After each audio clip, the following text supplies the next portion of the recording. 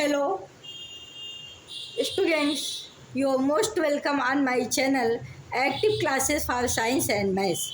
Today, I am going to teach key points on circular motion. आज हम आपको circular motion के कुछ फार्मूलाज और कुछ उस पे की पॉइंट्स जो हैं उस पर हम डिस्कस करने जा रहे हैं. Please listen carefully and look on the board carefully and remember it. It is the some basic concepts and some basic formulas on circular motion on which the numericals of the circular motions are solved. So these formulas are most important and very most important for examinations. Questions are put up from these formulas in any examinations. So remember the formulas and carefully learn these formulas. की points on circular motion. आज हम आपको की point circular motion की क्या क्या है वो हम आपको बताने जा रहे हैं. फर्स्ट आइए पीरियड. पीरियड क्या होता है? देखिए, जब कोई भी ऑब्जेक्ट जब एक रिवोल्यूशन करता है किसी भी सर्किल पर, if any object takes the time to complete one full revolution is known as period. It means if any object takes time to complete one full revolution on a circle in seconds, they are known as period. Period is measured, time period is measured by capital T and denoted by capital T. Second, frequency. What is frequency? Number of revolution completed per second known as frequency is denoted by measured in hertz. किसी भी circle में पर पूरा एक second में या पर second में कितने रिवोल्यूशन करता है, number of revolution are completed in per second time is known and frequency. इसको हम फ्रीक्वेंसीज कहते हैं. मतलब कितने रिवोल्यूशन हुए एक सेकंड में, तो उसी को हम फ्रीक्वेंसी कहते हैं. इस डिनोटेड बाय फ्रीक्वेंसी को हम स्मॉल एफ से डिनोट करते हैं. एंड इसको फ्रीक्वेंसी की जो यूनिट होती है स्टूडेंट वो हर्ट्ज होती है. And the relation and the frequency is given that 1/t is equal to f, or we can written in the form of f is equal to 1/t or t is equal to 1/f. या तो आप 1/t को f लिख सकते हैं या 1/f को आप कैपिटल T भी लिख सकते हैं. मीन्स फ्रीक्वेंसी और टाइम पीरियड दोनों एक दूसरे के रेसिप्रोकल होता है. टाइम बढ़ता है तो फ्रीक्वेंसी घटती है, फ्रीक्वेंसी बढ़ती है तो टाइम घटता है. तो so student,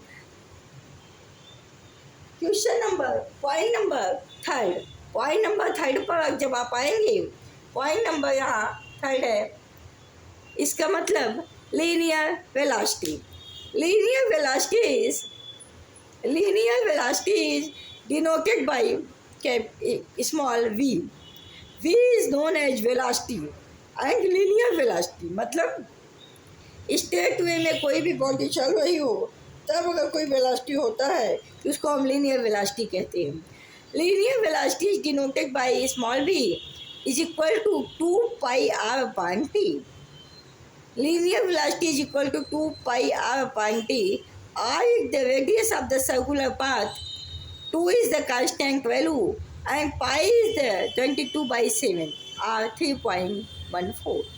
Capital T is the time period taken. If putting the value of 1/t is equal to f, then this formula is written as two pi R F. इसको जैसे 1/2 का F लिख दीजिए, तो इसको हम 2 पाई आर एफ के form में भी लिख सकते हैं। तो ये कैसा फॉर्म है? ये टाइम पीरियड के फॉर्म में इक्वेशन है, और ये कैसा इक्वेशन है? फ्रीक्वेंसी के फॉर्म में इक्वेशन है।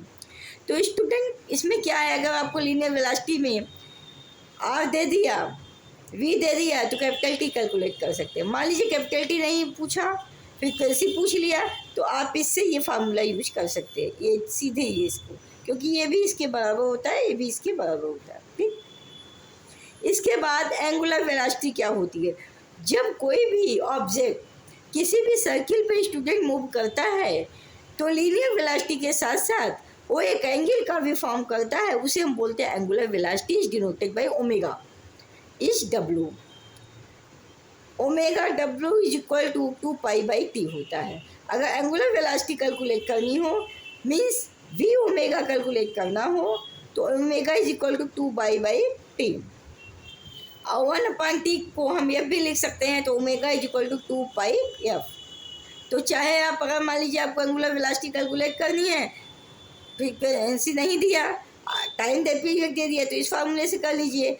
अगर फ्रीक्वेंसी दिया तो इसका इसके ले लीजिए, इसको मत लीजिए। समझ रहे हैं? तो जैसा आपको क्वेश्चन में पूछेगा उसी तरह के फार्मूला आपको यूज करने होंगे। आप चाहे तो इन दोनों को यूज कर लीजिए, फ्रीक्वेंसी पूछे, टाइम पीरियड पूछे, तो इन दोनों को यूज कर लीजिए।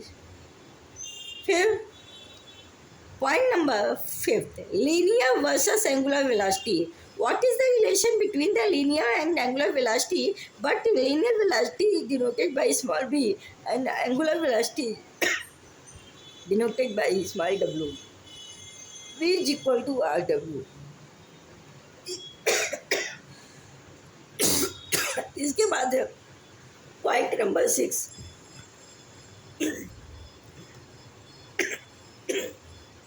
Point number 6, centimetre is denoted by AC. Centripetal acceleration is denoted by AC is equal to V square upon R is equal to omega square. Question number 6, 7, यहाँ पे आ जाइए 7। Centripetal force FC, centripetal force FC is equal to mv square upon R. Putting the value of V is equal to mr omega square. Omega is equal to angular velocity. तो सो student आज के लिए इतना ही, कल फिर मिलेंगे next video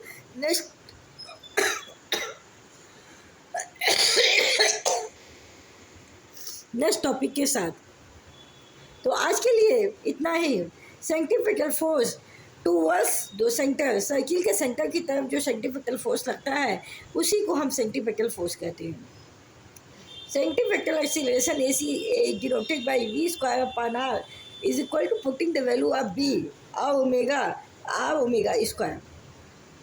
centripetal force FC is equal to V square upon R is equal to R omega square. So student आज के लिए इतना ही। Thank you so much, all the best. फिर मिलेंगे नेक्स्ट वीडियो में नेक्स्ट एनर्जी के साथ। Good afternoon. अगर आपको हमारी ये वीडियो पसंद आती है तो उसको लाइक शेयर सब्सक्राइब करना मत भूलिएगा। Be happy, be healthy always. Thank you so much. Good afternoon.